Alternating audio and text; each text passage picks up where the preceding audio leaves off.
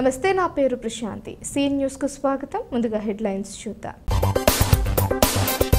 ఆదివాసీ గర్భిణీ వసతి గృహాలను పునరుద్ధరించాలి. గిరిజన సంక్షేమ శాఖ సమీక్షలో సీఎం చంద్రబాబు. ఇంటింటికి సురక్షిత మంచినీరు సరఫరా. హెడ్ వాటర్ వర్క్స్ పరిశీలనలో ఎమ్మెల్యే ఆదిరెడ్డి. పంట నష్టపోయిన రైతుల్ని ప్రభుత్వం ఆదుకోవాలి. ఏటిగట్లు పరిశీలించిన మాజీ ఎమ్మెల్యే జక్కంపూడి రాజా. కన్నమ్మ తల్లి జాతర మహోత్సవంలో గోరంట్ల. ప్రజలందరూ సంతోషంగా ఉండేలా చూడాలని ప్రార్థనలు. నంగాలమ్మ తల్లికి సారే కావిడ సమర్పించిన కందుల. రాష్ట్ర ప్రజలందరూ సుభిక్షంగా ఉండాలని పూజలు. కొండా కోనల్లో కష్టాలతో సావాసం చేస్తున్న గిరిజనులకు మేలు చేసేలా కృషి చేస్తామని వైకాపా ప్రభుత్వ హయాంలో ముఖ్యమైన సేవలను అందుబాటులోకి తెచ్చేందుకు తక్షణం అధికారులు చర్యలు చేపట్టాలి అంటూ రాష్ట్ర ముఖ్యమంత్రి నారా చంద్రబాబు నాయుడు ఆదేశించారు. సచివాలయంలో గిరిజన సంక్షేమ శాఖపై ఆయన సమీక్ష నిర్వహించారు. ఈ సమీక్షలో ముఖ్యమంత్రి చంద్రబాబు పలు కీలక నిర్ణయాలు తీసుకున్నారు. ఆరోగ్య భద్రతకు పెద్దపీట వేస్తూ గిరిజన పాఠశాలల్లో ఏఎన్ఎం సేవలను పునరుద్ధరించాలని నిర్ణయించారు. దీంతో రాష్ట్ర వ్యాప్తంగా 543 గిరిజన పాఠశాలలు, ప్రీ పోస్ట్ మెట్రిక్ వసతి గృహాల్లో ఏఎన్ఎం సేవలు అందుబాటులోకి రానున్నాయి. గ్రామ వార్డు సచివాలయాల్లో ఉన్న ఏఎన్ఎంలను డిప్యూటేషన్పై ఆయా ప్రాంతాల్లో నియమించేందుకు చంద్రబాబు పచ్చజెండా ఊపారు. త్వరలో ఈ సేవలను అందుబాటులోకి తీసుకురావాలని అధికారులకు దిశానిర్దేశం చేశారు. దీంతో దాదాపుగా 1.25 లక్షల మంది గిరిజన విద్యార్థులకు మేలు చేకూరనుంది. 2014-19 మధ్య అమలై ఆ తరువాత వైకాపా ప్రభుత్వం నిలిపేసిన ఆదివాసీ గర్భిణీ వసతి గృహాలను పునరుద్ధరించాలని స్పష్టం చేశారు. గిరిజన ప్రాంతాల్లో డోలి మోతలు కనిపించకూడదని, ఎన్ని అవసరమైతే అన్ని చోట్ల ఫీడర్ అంబులెన్స్లను ఏర్పాటు చేయాలని ఆదేశించారు. గిరిజన యువత ఉపాధి కల్పనకు మరింత సాంకేతికతతో వైటీసీలో నైపుణ్య శిక్షణ అందించాలని నిర్ణయించారు. గిరిజన సహకార సంస్థ ద్వారా అరకు కాఫీ ఉత్పత్తి, సరఫరా వివరాలను అధికారులను అడిగి సీఎం తెలుసుకున్నారు. టీ టైం తరహాలో అరకు కాఫీని ఊరూరా ప్రమోట్ చేయాలని, ఇందుకు సమగ్ర ప్రణాళికతో రావాలని అధికారులను ఆదేశించారు. గంజాయి ఎక్కడ కనిపించకూడదన్నారు. మంత్రి గుమ్మడి సంధ్యారాణి, ఉన్నతాధికారులు పాల్గొన్నారు. నగర ప్రజలకు శుద్ధి చేసిన తాగునీటిని ఇంటింటికి నగర పాలక సంస్థ ద్వారా సరఫరా చేస్తున్నామని రాజమహేంద్రవరం సిటీ ఎమ్మెల్యే ఆదిరెడ్డి శ్రీనివాస్ పేర్కొన్నారు. ఈ విషయంలో అలసత్వం వహిస్తే కార్పొరేషన్ అధికారులపై చర్యలు తీసుకునేందుకు వెనుకాడేది లేదని ఆయన హెచ్చరించారు. బుధవారం స్థానిక గోదావరి గట్టున ఉన్న హెడ్ వాటర్ వర్క్స్ ను ఆయన, కూటమి నాయకులు, టీడీపీ రాష్ట్ర కార్యదర్శి కాశీ నవీన్ కుమార్, టీఎన్టీయూసీ రాష్ట్ర ప్రధాన కార్యదర్శి వర్రే శ్రీనివాసరావు, నగర అధ్యక్షులు రెడ్డి మనీష్, జనసేన రాజమండ్రి ఇన్ఛార్జి అత్తి సత్యనారాయణ, బీజేపీ జిల్లా అధ్యక్షులు బొమ్మల దత్తు, రాష్ట్ర ఉపాధ్యక్షురాలు రేలంగి శ్రీదేవి నగర పాలక సంస్థ అధికారులతో కలిసి పరిశీలించారు. ఆయన మాట్లాడుతూ నగర ప్రజలకు తాగునీటి సరఫరా విషయంలో ఎటువంటి సమస్యలు ఉత్పన్నమైనా వాటిని పరిష్కరించే దిశగా చర్యలు తీసుకుంటామన్నారు. హెడ్ వాటర్ వర్క్స్ వద్ద గోదావరి జలాలను తీసుకుని ప్యూరిఫైడ్ చేసి నగర ప్రజలకు శుద్ధి చేసిన తాగునీటిని అందిస్తుందన్నారు. నగర ప్రజలకు త్రాగునీటి సరఫరా చేసే అంశంలో పైప్ పైన మరమ్మతులు వంటి ఎటువంటి లోపాలు ఉన్నా ముందుగానే ప్రజలకు తెలియజేయాలని సూచించారు. ఎన్టీఆర్ భరోసా పెన్షన్ పంపిణీ కార్యక్రమంలో భాగంగా ఎన్డీఏ కూటమి ప్రభుత్వం ఆగస్టు 1వ తేదీ ఉదయం 5 గంటల నుంచే ఇంటింటికి వెళ్లి లబ్ధిదారులకు అందిస్తామన్నారు. 15న 3 అన్నా క్యాంటీన్లను ప్రారంభిస్తున్నట్లు తెలిపారు. కూటమి నాయకులు ఎన్నమూరి దీపు, కుడిపూడి సత్యబాబు, శెట్టి జగదీష్, మాటూరి సిద్ధు, నల్లం శ్రీను, పెంటపాటి సుభాష్, తురకల నిర్మల, రాయి అప్పన్నబాబు, లీలా, Mahaboob Khan, Chapala Chinnaraju, Kilaparthi Nagabhushanam, Adabala Ramakrishna, Kandikonda Ramesh, SCG Pandurangarao, executive engineer SK Madarsali, deputy executive engineer K Chandrasekhar, AE K Sridhar తదితరులు పాల్గొన్నారు.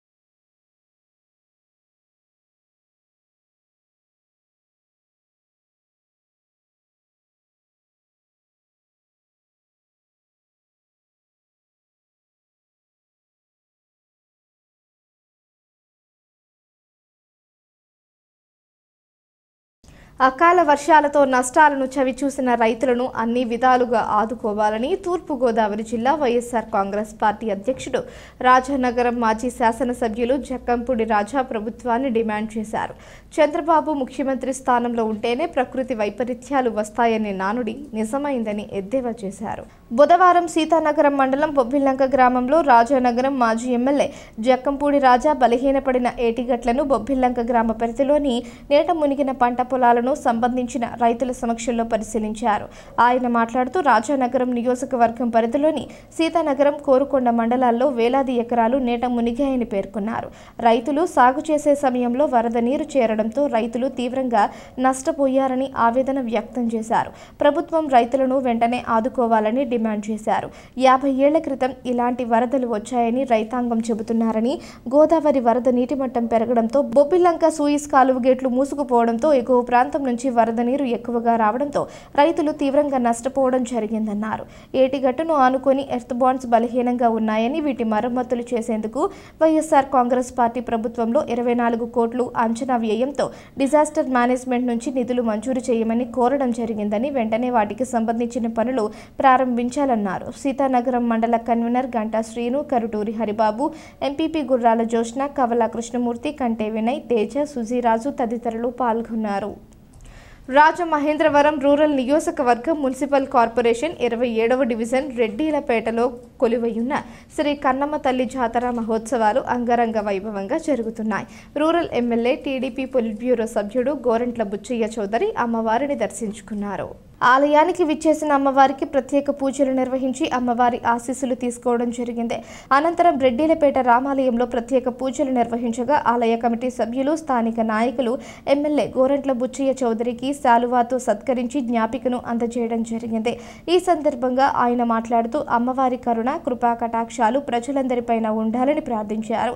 రాష్ట్రంలో నూతనంగా ఏర్పడిన ఎన్డీఏ కూటమి ప్రభుత్వం ప్రజలకు మేలు చేసేలా ఆశీర్వదించాలని ఆకాంక్షించారు. సీఎం చంద్రబాబు నాయుడు, ఉప ముఖ్యమంత్రి పవన్ కళ్యాణ్లు రాష్ట్రాన్ని సమర్థవంతంగా ముందుకు తీసుకుని వెళ్లేలా సహకరించాలని కోరారు. ఈ కార్యక్రమంలో టీడీపీ రాష్ట్ర కార్యదర్శి వాసిరెడ్డి రాంబాబు, 27వ డివిజన్ అధ్యక్షులు బూరా దుర్గాంజనేయులు, వార్డు ఇన్ఛార్జ్ కొప్పిశెట్టి చిన్ని, 28వ వార్డు ఇన్ఛార్జ్ సీరం గోవిందు, తెలుగు యువత ప్రధాన కార్యదర్శి కురికూరి కిషోర్ ముఖ్య నాయకులు పాల్గొనడం జరిగింది.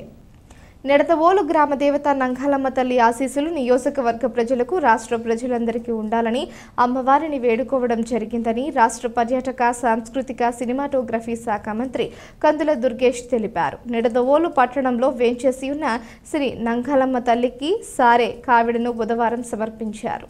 కందుల దుర్గేష్ స్థానిక ప్రజాప్రతినిధులు, దేవాదాయ శాఖ అధికారులతో కలిసి నెడతవోలు పట్టణంలో కొలువై ఉన్న నంగాలమ్మ తల్లిని దర్శించుకుని సారే కావిడిని అందించే కార్యక్రమంలో పాల్గొన్నారు. ఈ సందర్భంగా మంత్రి మాట్లాడుతూ రాష్ట్ర ప్రజలందరూ సుఖ సంతోషాలతో, ఆయురారోగ్య ఐశ్వర్యాలతో సుభిక్షంగా ఉండాలని నంగాలమ్మ తల్లిని వేడుకోవడం జరిగిందన్నారు. ఈ సందర్భంగా ఆలయ వేద పండితులు మంత్రికి ఘన స్వాగతం పలికి ఆశీర్వచనాలు అందించారు. తొలుత మంత్రి కందుల దుర్గేష్ నెడతవోలు పట్టణంలో శ్రీ కోట సత్తెమ్మ తల్లి గుడి వద్ద నుంచి సంఘాలమ్మ తల్లి గుడి వరకు సారే కావిడను అందించే కార్యక్రమంలో పాల్గొన్నారు. నెడతవోలు మాజీ ఎమ్మెల్యే బూరుగుపల్లి శేషారావు, టీడీపీ పట్టణ అధ్యక్షులు కొమ్మిన వెంకటేశ్వరరావు, నెడతవోలు పట్టణ జనసేన పార్టీ అధ్యక్షులు రంగా రమేష్, బీజేపీ నాయకులు భారీ సంఖ్యలో భక్తులు పాల్గొన్నారు. గోదావరికి వరద నీటి మట్టం తగ్గడంతో ఉమ్మడి తూర్పుగోదావరి జిల్లా ప్రజలు ప్రశాంతంగా ఊపిరి పీల్చుకున్నారు. ఎగువ రాష్ట్రాల్లో భారీ వర్షాలతో గోదావరికి గత కొన్ని రోజులుగా భారీ ఎత్తున వరద ఉధృతి పెరిగిపోయింది. గత 2 రోజులుగా భద్రాచలం, ధవళేశ్వరం వద్ద నీటి మట్టం గణనీయంగా తగ్గింది. గోదావరికి వరద నీటి మట్టం తగ్గినప్పటికీ అల్లూరు జిల్లా ఏజెన్సీలో పలు గ్రామాలతో పాటు తూర్పు గోదావరి జిల్లాలోని లంక గ్రామాలు ఇంకా చాలా వరకు వరద నీటిలోనే ఉన్నాయి. వరద క్రమేపీ తగ్గుముఖం పడుతూ ఉండడంతో ప్రజలు తమ ఇళ్లకు వెళ్లేందుకు సమాయత్తం అవుతున్నారు. ధవళేశ్వరం బ్యారేజ్ వద్ద బుధవారం సాయంత్రం 6 గంటల సమయానికి నీటి మట్టం 12.10 అడుగులుగా ప్రవహిస్తోంది. ఇక్కడ 1వ ప్రమాద హెచ్చరికను కొనసాగిస్తున్నారు. 10,41,489 క్యూసెక్కుల వరద నీటిని సముద్రంలోకి విడిచిపెడుతున్నారు. గోదావరి డెల్టా కాలువకు 7,200 క్యూసెక్కుల నీటిని వదులుతున్నారు. ఇక్కడ ఇంకా తగ్గుముఖం పట్టే అవకాశాలు కనిపిస్తున్నాయని జలవనరుల శాఖాధికారులు చెబుతున్నారు. భద్రాచలం వద్ద 45.10 అడుగుల్లో నీటి మట్టం ప్రవహిస్తోంది. ఏజెన్సీ గ్రామాలు ఇంకా వరద నుంచి కోలుకోలేకపోతున్నాయి. ఎక్కడికక్కడ రహదారులు పూర్తిగా దెబ్బతినడంతో రాకపోకలకు ఇబ్బంది కలుగుతోంది.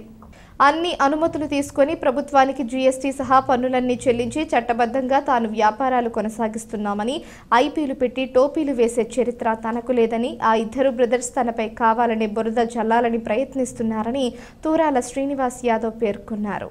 స్థానిక సోమలమ్మ గుడి రోడ్ సమీపంలో ఉన్న ఆయన నివాసంలో బుధవారం జరిగిన మీడియా సమావేశంలో ఆయన మాట్లాడుతూ శ్రీకృష్ణ యాదవ సంఘం ప్రచార కార్యదర్శిగా ఉన్నానని ఆ ఇద్దరు బ్రదర్స్ కేవలం యాదవ సంఘంలో సభ్యులు మాత్రమేనన్నారు. తాను యాదవుడినని ఆధార్ కార్డ్ పాన్ కార్డ్ అన్నీ అలాగే ఉంటాయని వారే ఏజెన్సీ నుంచి వచ్చి ఇక్కడ యాదవులుగా చలామణి అవుతున్నారన్నారు. తాను మాస్ మీడియా సంస్థ నగరపాలక సంస్థకు చట్టబద్ధంగా చెల్లించాల్సిన పన్నులు చెల్లించి వ్యాపారం చేసుకుంటున్నానని వివరించారు. 3 ఏళ్ల ట్యాక్స్ను ఒక్కసారే చెల్లించమని డిమాండ్ నోటీసు పంపడంతో తాను కోర్టుకు వెళ్లానని దాని ప్రకారం పన్నులు కట్టినట్లు వివరించారు. వారు నిర్వహించే ఏ వ్యాపారాలకైనా జీఎస్టీ పాన్ నెంబర్లు లేవని ఆరోపించారు. తాను రిజిస్టర్డ్ సంస్థ ద్వారా వ్యాపారం చేస్తున్నారని తెలిపారు. వ్యాపారం చేసి కష్టపడి సంపాదించిన దానితోనే సేవా కార్యక్రమాలు చేస్తున్నానని పేర్కొన్నారు. సమావేశంలో త్రయంబకరావు, పెమ్మనబోయిన రాజేష్, ఎండి ఉస్మాన్, సతీష్ యాదవ్, తూరాల చిన్నారావు, జగదీష్, గంగా తదితరులు పాల్గొన్నారు.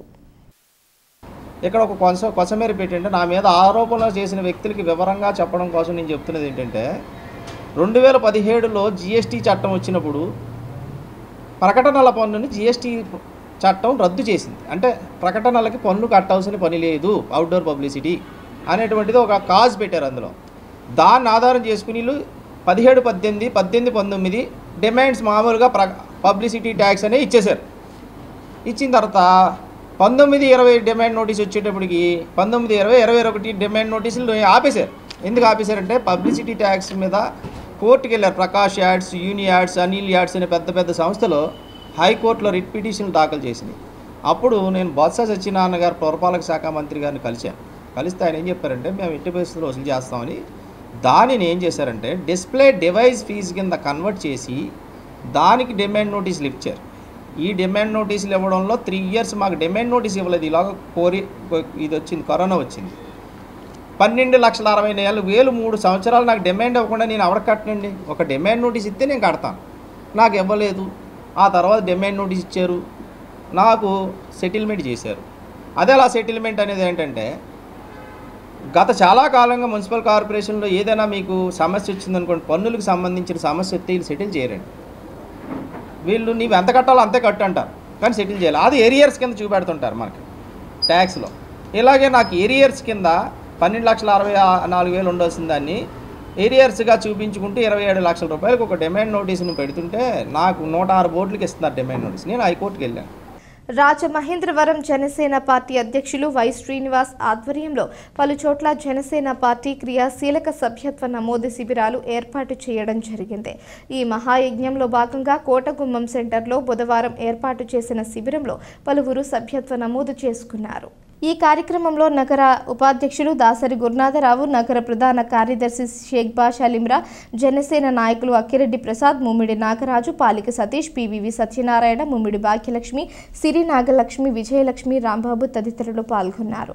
జనసేన నాయకులు మాట్లాడుతూ పార్టీ అధినేత కొణిదెల పవన్ కళ్యాణ్ కార్యకర్తలు, జన సైనికుల సంక్షేమానికి ప్రథమ ప్రాధాన్యత ఇస్తున్నారన్నారు. దీనిలో భాగంగా క్రియాశీలక సభ్యత్వం తీసుకున్న కార్యకర్తలకు 5 లక్షల రూపాయల ప్రమాద బీమా సౌకర్యం ఉండడం వల్ల తమ కుటుంబాలకు ధీమా లభిస్తుందన్నారు. ఈ అవకాశాన్ని ప్రతి ఒక్కరూ సద్వినియోగం చేసుకోవాలని కోరారు.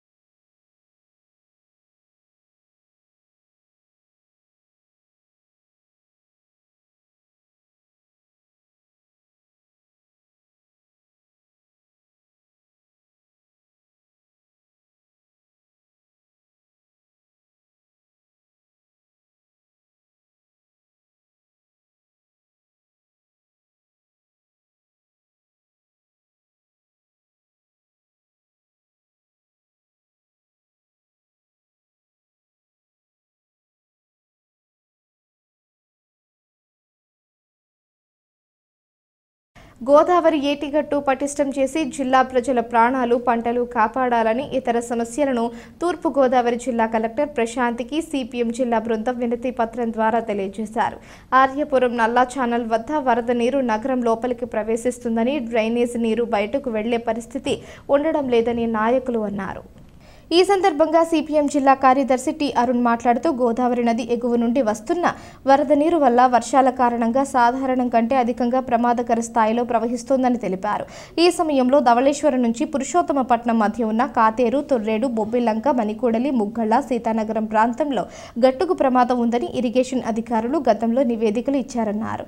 సీతానగరం మండలంలో జరిగిన అక్రమ ఇసుక తవ్వకాల వల్ల నీటి ప్రవాహం తీరు మారి ఏటిగట్లు దెబ్బతిన్నాయన్నారు.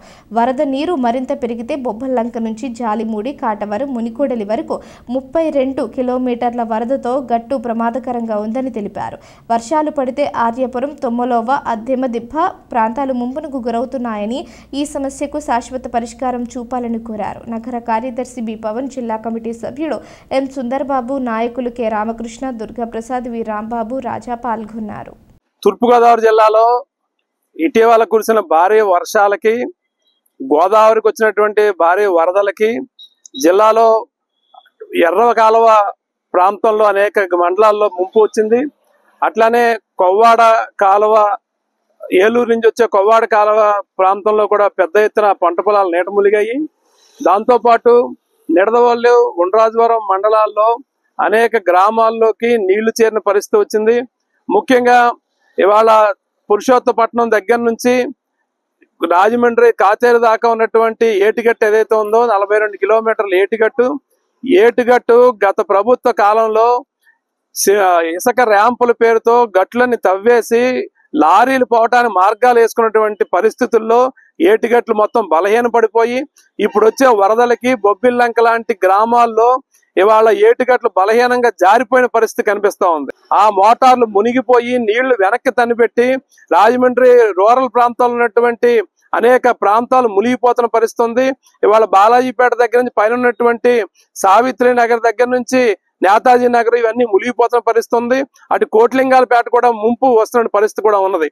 ఈ నేపథ్యంలోనే జిల్లా కలెక్టర్ గారిని కలిసి అటు ఏటిగట్ల పరిరక్షణతో పాటు నల్లా ఛానల్, ఆవ ఛానల్కు సంబంధించి ఇవాళ శాశ్వత పరిష్కార మార్గాలను చేపట్టాలని చెప్పని కలెక్టర్ గారికి సిపిఎం తూర్పుగోదావరి జిల్లా కమిటీ వినతిపత్రం ఇవ్వడం జరిగింది.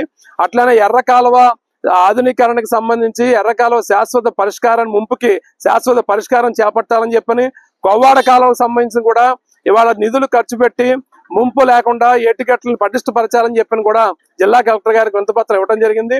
దాంతోపాటు ఇవాళ ముఖ్యంగా రాజమండ్రి నగరానికి తాగునీరు అందించేటువంటి వాటర్ వర్క్స్ ఇంటేక్ పాయింట్ ఏదైతే ఉందో, ఇంటేక్ పాయింట్ నల్లా ఛానల్ మురుగునీరు గోదావరిలో కలిసేదానికి దిగువన ఇంటేక్ పాయింట్ ఉన్నది. గత చాలా సంవత్సరాల కాలంగా ఈ ఇంటేక్ పాయింట్ ని గోదావరి మధ్యలో 1 కిలోమీటర్ తీసుకెళ్లి పెట్టడం ద్వారా ఇవాళ పరిశుభ్రమైన తాగునీరు అందించవచ్చు అనేటువంటిది. అట్లనే వరదలు వచ్చిన సందర్భంలో చెత్త చెదారం పెరిగిపోయి ఇవాళ గోదావరి ఇంటేక్ పాయింట్ మూసుకుపోయి మంచినీళ్ళు అందించలేని పరిస్థితి కూడా వస్తోంది. దీనికి కూడా పరిష్కారం, శాశ్వత పరిష్కారం చూడాలని చెప్పి జిల్లా కలెక్టర్ గారిని కోరడం జరిగింది. జిల్లాలో జల్ జీవన్ మిషన్ పథకం ద్వారా చేపట్టి పెండింగ్లో ఉన్న పనుల పురోగతిని వేగవంతం చేయాలని జిల్లా కలెక్టర్ పి ప్రశాంతి ఆదేశించారు. జిల్లా కలెక్టర్ కార్యాలయ సమావేశ మందిరంలో జల్ జీవన్ మిషన్ NREGS పనుల పురోగతిపై RWS అధికారులతో కలెక్టర్ సమీక్షించారు. 5 లక్షలలోపు పనులు సత్వరం పూర్తి చేయాలని సూచించారు. ఈ సందర్భంగా ప్రశాంతి సమీక్షిస్తూ జిల్లాలో జలజీవన్ మిషన్ పథకం ద్వారా ప్రతిదించిన 489 కోట్లతో చేపట్టిన 670 పనుల్లో ఇప్పటి వరకు 355 పూర్తయ్యాయని, మరొక 84 పనులు పురోగతిలో ఉన్నాయన్నారు. ఆ దిశలో మిగిలిన పనుల పురోగతి వేగవంతం చేయాలన్నారు. గ్రామీణ ఉపాధి హామీ పథకం జిల్లాలో డ్రైన్స్ నిర్మాణానికి 19.29 కోట్లతో చేపట్టిన 243 పనుల్లో 25 పనులు పూర్తిగా 46 పనులు పురోగతిలో ఉన్నాయని, మిగిలిన పనుల లక్ష్య సాధన పూర్తి చేసేలా కార్యాచరణ అందజేయాలని సూచించారు. జీజీఎంపీ కింద 43.58 కోట్ల రూపాయలతో చేపట్టిన 1263 పనులకు గాను 820 పూర్తయ్యాయని, 26 పనులు పురోగతిలో ఉన్నాయని, మిగిలిన పనులు చేపట్టాలన్నారు. శాఖాపరంగా ప్రతిపాదించి ఆమోదం పొందిన పనులను పెండింగ్ లేకుండా వేగవంతం చేయాలన్నారు. RWS ఎస్సీ బాలశంకర్రావు రాజమండ్రి, అనపర్తి, కొవ్వూరు అంబూరు, డివిజన్ల అధికారులు టి శ్రీనివాస్ బాబు, ఎస్ రవికుమార్, ఎన్ అప్పారావు, డిఎల్టీఓ వీణాదేవి తదితరులు పాల్గొన్నారు. ధవళేశ్వరం ఎన్ఎంఈ లూథరన్ చర్చ్ పరిరక్షణ కమిటీ సభ్యులపై పెట్టిన బైండ్ ఓవర్ కేసులు ఎత్తివేయడంతో పాటు నిధుల దుర్వినియోగం చేసిన వారిపై చట్ట ప్రకారం కఠిన చర్యలు తీసుకోవాలని డిమాండ్ చేస్తూ ఆగస్టు 1వ తేదీ గురువారం నుంచి చర్చ్ ఎదురుగా రిలే నిరాహార దీక్షలు ప్రారంభిస్తున్నట్లు పరిరక్షణ కమిటీ సభ్యులు వెల్లడించారు. ఈ మేరకు బుధవారం సాయంత్రం ది రాజమండ్రి ప్రెస్ క్లబ్లో జరిగిన మీడియా సమావేశంలో ఎం ప్రమోద్ కుమార్ మాట్లాడుతూ ఏఈఎల్సీ మోడరేటర్ పరదేశీ బాబు ఇచ్చిన ఉత్తర్వుల కారణంగానే తమ లూథరన్ సంఘంలో నిధులు దుర్వినియోగం కావడానికి అవకాశం కల్పించిందని ఆరోపించారు. తూర్పుగోదావరి జిల్లా సినడ్ బిషప్ ఇచ్చిన ఉత్తర్వులను పట్టించుకోకుండా తహసీల్దార్, పోలీసులు ఏకపక్షంగా వ్యవహరిస్తున్నారని ఆగ్రహం వ్యక్తం చేశారు. పాస్టర్ సరెళ్ల అనిల్ కిరణ్, జక్కల ప్రవీణ్ చర్చి నిధులను సభ్యులు ఇస్తున్న కానుకను దారి మళ్లిస్తున్నారన్నారు. వారు చెప్పిన లెక్కల ప్రకారం చర్చికి నెలకు 3,50,000 రూపాయల ఆదాయం వస్తోందని, దానిలో 1,50,000 ఖర్చులు పోగా మిగిలిన 2 లక్షల చొప్పున ఇప్పటి వరకు అనిల్ కిరణ్, జక్కల ప్రవీణ్లు సుమారు 84 లక్షల రూపాయలు దుర్వినియోగం చేసినట్లుగా లెక్క తేలిందన్నారు. సినడ్ ఇచ్చిన ఉత్తర్వుల కాపీలతో పాటు అన్ని వివరాలను జిల్లా కలెక్టర్కు స్పందనలో ఫిర్యాదు చేశామని, కలెక్టర్ ఆదేశాల మేరకు దానిపై మైనారిటీ వెల్ఫేర్ అధికారులు విచారణ జరుపుతున్నారని తెలిపారు. దీనిపై తాము కోర్టుని ఆశ్రయించామని, ఏఈఎల్సీ రాజ్యాంగం ప్రకారం మోడరేట్ ఇచ్చిన ఉత్తర్వులు చెల్లవని, తమకు ఉన్న రాజ్యాంగం ప్రకారం అడ్హాక్ కమిటీ ట్రెజరర్ నిధులు డ్రా చేయడానికి వీల్లేదని స్పష్టం చేశారు. నిధులు దుర్వినియోగం చేసిన వారిపై చర్యలు తీసుకుని తిరిగి చెల్లించేలా చర్యలు తీసుకోవాలని డిమాండ్ చేశారు. తూర్పు, పశ్చిమ గోదావరి జిల్లాల్లోని చాలా లూథరన్ సంఘాల్లో పరదేశీ బాబు బాధితులు ఉన్నారని, వారంతా తమకు సంఘీభావం తెలపాలని కోరారు. సమావేశంలో సభ్యులు దేవ ఏసావు, తొర్లపాటి విజయవర్ధన్, రవీంద్ర, నేతల డాన్, సైమన్, రవీంద్ర, రమేష్ తదితరులు పాల్గొన్నారు. తూర్పుగోదావరి సినడ్ వారు ఇచ్చిన ఉత్తర్వులను లోబడి ఒక పాస్టర్ని నియామకం చేసిన తర్వాత ఆ పాస్టర్ని రానివ్వకుండా పోలీసుల వారి ద్వారా అడ్డుకోవటం జరుగుతూ వస్తుంది. ఈ విధంగా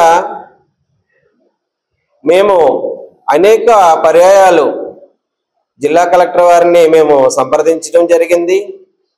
మొన్న 29/7/2024 తారీఖున జిల్లా కలెక్టర్ వారికి స్పందన కార్యక్రమంలో రిలే నిరాహార దీక్షకు మేము వెళ్తున్నట్లు ఒక అర్జీ పెట్టుకున్నాం. మేము ఏవైతే మేము చెప్పామో అయ్యే విషయాల్ని 16/7/2024 ఒక మా యొక్క సంఘం లోపల ఆవరణంలో ఆల్టర్ దగ్గర అనిల్ కిరణ్ పాస్టర్ గారు, ప్రవీణ్ గారు, అలాగే హెడ్హాక్ కమిటీ సభ్యులు వీళ్ళందరూ కూడా ప్రెస్ మీట్ పెట్టి మేము ఏదైతే మేము ఆరోపణ చేశామో సంఘ నిధులు 80 లక్షల రూపాయలు దాన్ని రుజువు చేసుకోవటానికి వాళ్ళు చాలా వివరణాత్మకంగా వాళ్ళు అదే ప్రెస్ మీట్లో తెలియపరచడం జరిగింది. ఆల్రెడీ SOP నెంబర్ 7లో కూడా మేము తెలియపరిచాం. మైనార్టీ వారికి మేము చాలా క్లియర్గా మేము విచారణలో తెలియపరిచాం. ఏఎల్సీ కాన్స్టిట్యూషన్ మొత్తం ఇచ్చాం. నీకు అధికారాలు లేవు, మోడరేటర్కి అధికారాలు లేవు, ట్రెజరర్ని నియమించే అధికారం లేదు అనే విషయాల్ని మా యొక్క ఏఎల్సీ రాజ్యాంగాన్ని మైనార్టీ వెల్ఫేర్ ఆఫీసర్ ఎంక్వైరీలో సునీల్ కుమార్ గారి మేమేం డిమాండ్ చేస్తున్నామంటే, మాకు బైబిల్లో ఒక వ్యక్తి ఉన్నాడు జక్కయ్య అని, ఆయన 4 రెట్లు ఇచ్చాడు. ఆ 4 రెట్లు కూడా వద్దు, నువ్వు తినేసిన 1,26,00,000 జమ చేసేయండి మా యొక్క సంఘ ఖాతాల్లో, సంఘ నిధులు. అనిల్ కిరణ్, ప్రవీణ్ వైపు పనిచేస్తూ నూతనంగా నియమించిన సినడ్ వారు నూతనంగా నియమించిన జి కిరణ్ బాబుని బయట కూర్చోబెడుతూ ఉన్నారు, లేకపోతే పోలీసు స్టేషన్లో కూర్చోబెడుతున్నారు. ఇది చాలా దుర్మార్గమైన పనిని జస్ట్ ఇప్పుడే మీ ముందు వచ్చే ముందు జిల్లా కలెక్టర్ వారిని కూడా కలిసాము. కలెక్టర్ వారు కూడా సదరు ఎంఆర్ఓ గారు, అప్పారావు గారిని పిలిచి అడిగినప్పుడు మేము తెలియపరిచాం మళ్ళీ అన్ని విషయాలు. కాబట్టి మేము రేపటి నుంచి రిలే ఆమరణ దీక్షకు మేము వెళ్ళాలని ఒక నిర్ణయం చేసుకున్నాము. వార్తలు ముగించే ముందు హెడ్లైన్స్ మరోసారి. ఆదివాసీ గర్భిణీ వసతి గృహాలను పునరుద్ధరించాలి, గిరిజన సంక్షేమ శాఖ సమీక్షలో సీఎం చంద్రబాబు. ఇంటింటికి సురక్షిత మంచినీరు సరఫరా హెడ్ వాటర్ వర్క్స్ పరిశీలనలో ఎమ్మెల్యే ఆదిరెడ్డి. పంట నష్టపోయిన రైతుల్ని ప్రభుత్వం ఆదుకోవాలి. ఏటిగట్లు పరిశీలించిన మాజీ ఎమ్మెల్యే జక్కంపూడి రాజా. కన్నమ్మ తల్లి జాతర మహోత్సవంలో గోరంట్ల ప్రజలందరూ సంతోషంగా ఉండేలా చూడాలని ప్రార్థనలు. నంగాలమ్మ తల్లికి సారే కావిడ సమర్పించిన కందుల రాష్ట్ర ప్రజలందరూ సుభిక్షంగా ఉండాలని పూజలు. ఈ వార్తలు ఇంతటితో సమాప్తం. తిరిగి ప్రసారమయ్యే సీ న్యూస్లో మళ్ళీ కలుసుకుందాం. అంతవరకు సెలవు. నమస్కారం.